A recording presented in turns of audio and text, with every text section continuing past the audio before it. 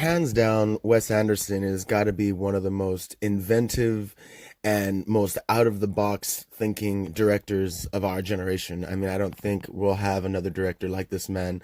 Now, granted, a lot of other directors' names get thrown around. I mean, but nothing comes close to what Wes Anderson releases. Every time, nothing this man does is ever bad. I mean, it might not be for everyone, but for the most part, everything Wes Anderson does is just phenomenal. But so the French Dispatch of the Liberty, Kansas Evening Sun was absolutely fantastic. I still will say that Last Night in Soho was probably my favorite movie of the year, of being like, just something original. Not that The French Dispatch wasn't, but like I said, everything Wes Anderson does, it's going to be great. So when I first saw the trailer for this and when I heard this was coming out, automatically I was in. It didn't matter. But like as a whole for movies, I still want to say that, the Last Night in Soho was my favorite. But damn it, this was a great runner up.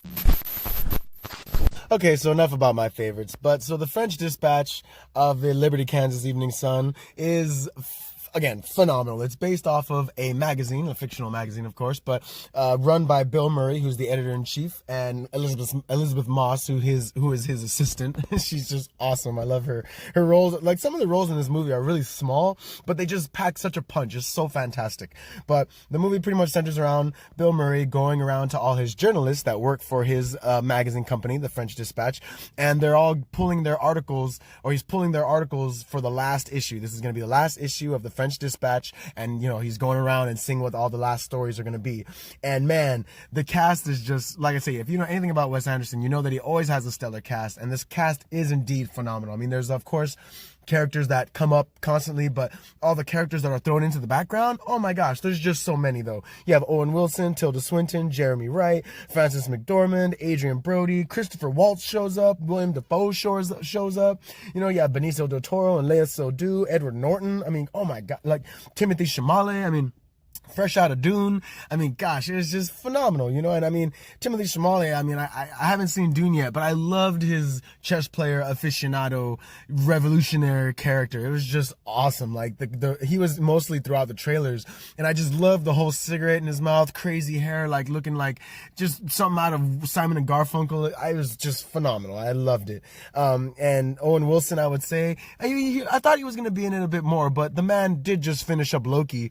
And my other question also was like, where was Jeff Goldblum? But Jeff Goldblum is also busy doing the Wonderful World according to Jeff Goldblum. So it makes sense why both of those characters of everybody else didn't really have that prominent of roles, But it was a fantastic movie. Gosh, Jeremy Wright. I mean, gosh, I can't really look at Jeremy Wright any other way now. He's forever the Watcher. He just watches. He's forever going to be the Watcher. He's Gordon in Batman. Watch a Batman. He's watching Batman. It's ridiculous.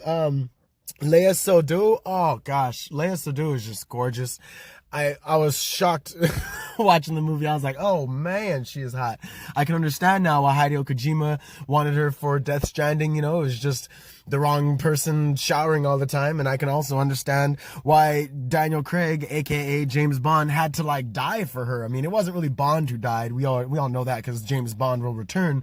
But Daniel Craig, I mean, working with Lea Seydoux, he was like, no, we have to kill James off because he's never going to be able to find another woman like her. I mean, it's very obvious. Haven't you seen her? But if you see The French Dispatch, you'll know exactly what we're talking about. But yeah, so it was just a fantastic movie. The score was great. The music, I mean, just good little tunes here and there. The directing was so beautiful. I mean, any Wes Anderson film, always out of the box thinking, always out of the box directing. It's just fantastic. He is easily one of the first directors to nail the mannequin challenge in a film, because that was beautiful, going through scenes with people frozen and trying to hold poses and stuff, and it's like you can see them slightly twitch or slightly move or breathe, and it's just the authenticness is just so great. And then there's some scenes where there's people moving throughout as they're being still, and it's just awesome. It is just fantastic, absolutely beautiful directing. Thank you, Wes Anderson. Again, everything he does is just great. Everything he does.